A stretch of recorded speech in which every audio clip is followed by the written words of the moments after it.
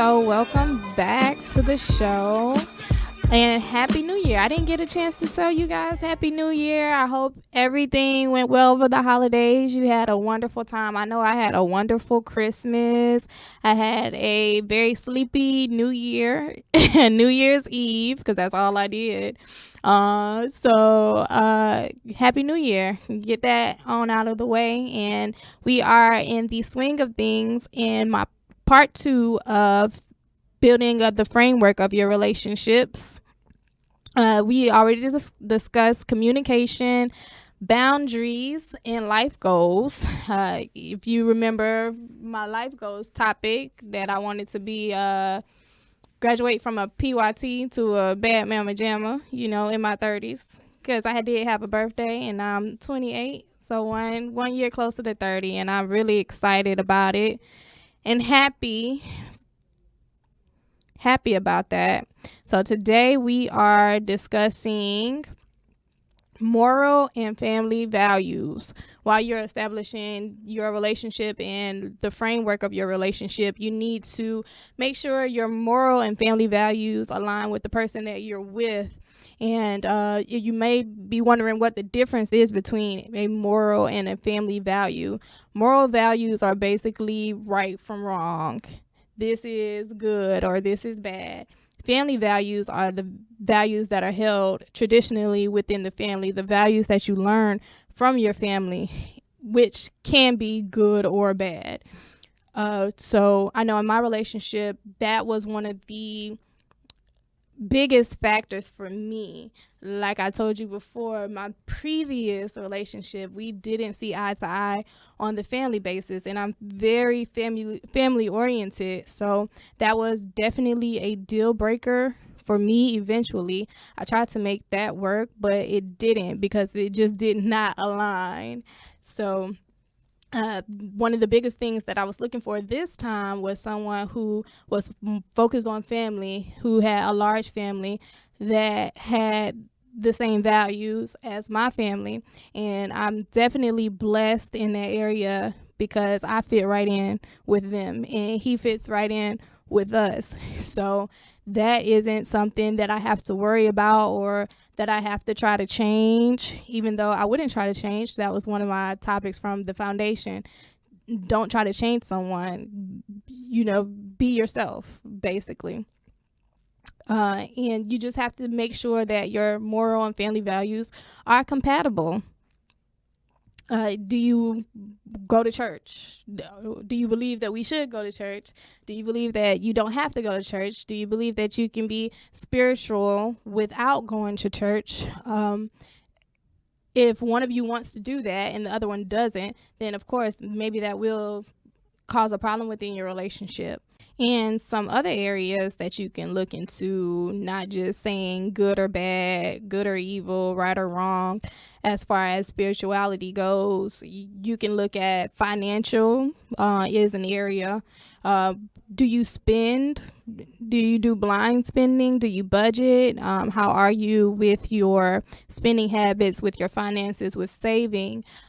With your retirement, are you planning ahead for your future? Are you planning ahead for your children's futures, so that they may have something left over after you're no longer here? So that's an area that you can take a look. What did your family teach you? What values do they put on money, or what values do they put on things? We can go that route. Did you learn to be materialistic within your life? Do you value material things? Well, is that something that you learned from your family? And if so, how is the person that you're going to be with going to feel about that? Because I know that I'm a person that doesn't really value material things. I have a lot. Yes, I do. I have a lot of clothes. I have, jewelry. I like to, dress up. I like to look good. And, I like to have nice things. I don't have the best car, but I have a great car. Super cute. Her name is Sammy. She just, became a North Carolinian from a Georgia peach. Just changed the tags up. So Sammy's no longer the Georgia peach, though. But yeah, I love my things as much as I could love something that is material. But I don't. At the end of the day, I don't put a value on things. And so I want my partner to also have the same mindset. I don't have to try to be too flossy or flashy to make it seem like my life is so much greater and grander than what it really is. And I don't think that material things necessarily define who I am and my happiness and, where I want to be. In addition to the material things, you can also look at it as far as moral and family values.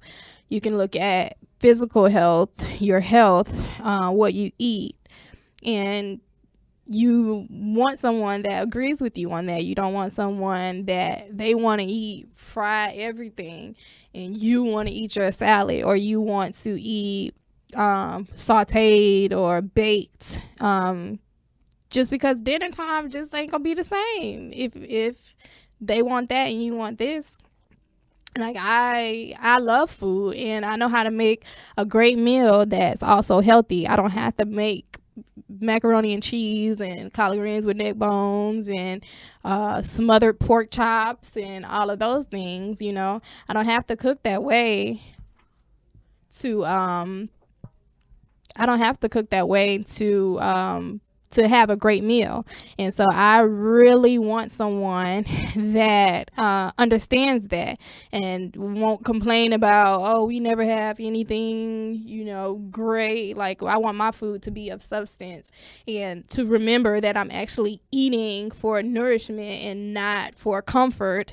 Although comfort foods are good and they're good to be, you can have them in moderation, of course. Your body actually sometimes needs that comfort food, so it's not an issue if you want that. I'm just saying, if that's what you want, then you might want to find somebody that wants that as well, and it will be just a much smoother process.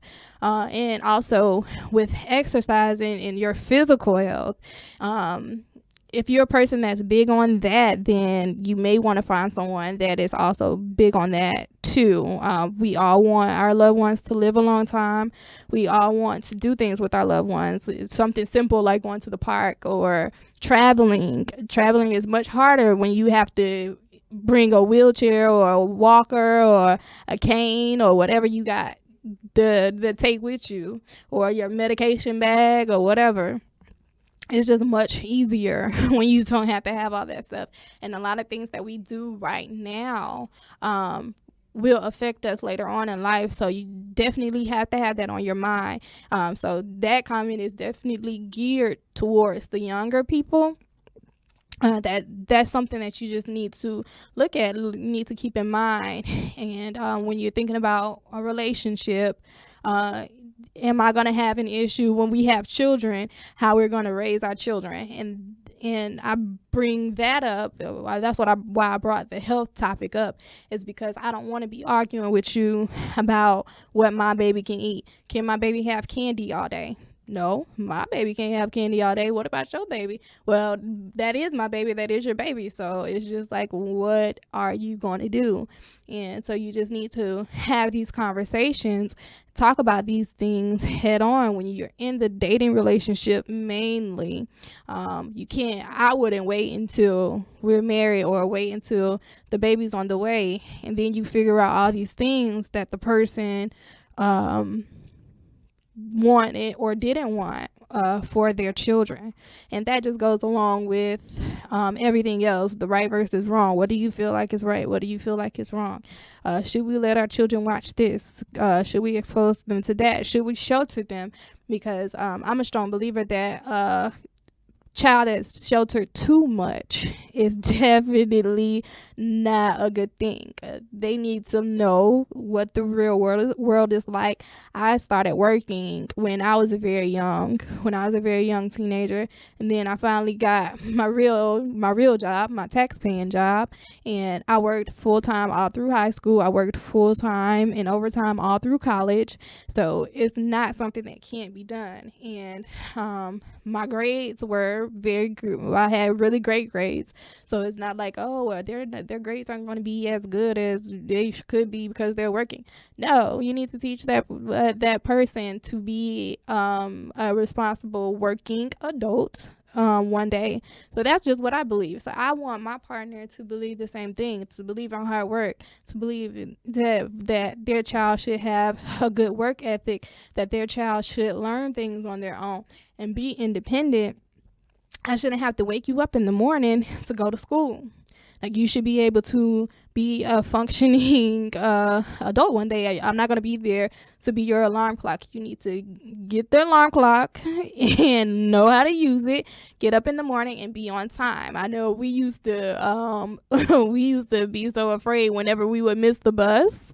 That was like the worst thing ever, because my mom, she worked second shift, so she got off at 11:30, got home super late. Sometimes she couldn't go right to sleep, so it's like, oh no, we don't want to wake her up in the morning. So it's just like, that we're understanding as children, like, she needs to sleep so that she can go get up and fix us dinner, cook us dinner when she gets up before she goes to work, so we have something to eat when we get home from school. So it's just like, no, I don't want my mom to have to get up and have to take me to school because I couldn't get up on time and catch the bus for whatever reason, when I'm totally responsible enough to be responsible for that aspect of my life.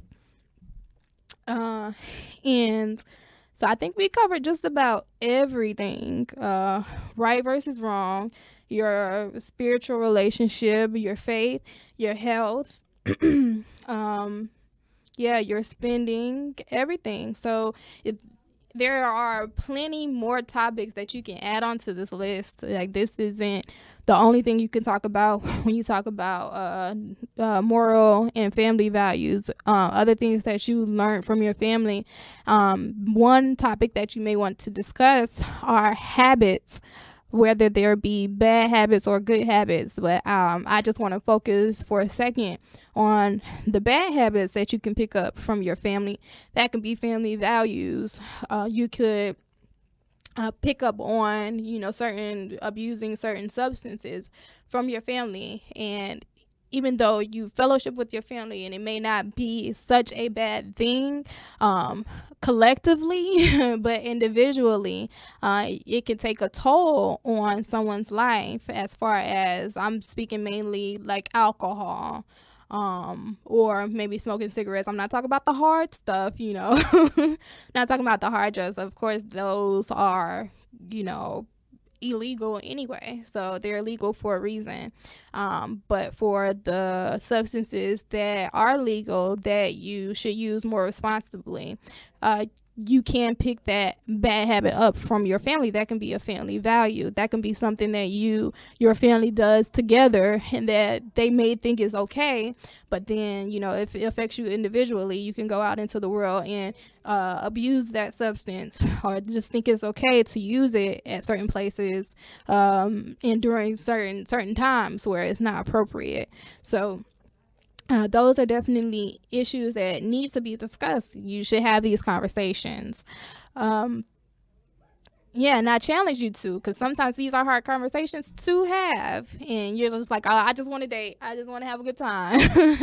Like, I'm not trying to discuss all this and that, but trust me, it will work out. And for this and more discussions, check out my YouTube channel. I post everything there, sneak peeks, past shows, so you can check me out there, and on my Facebook and Instagram.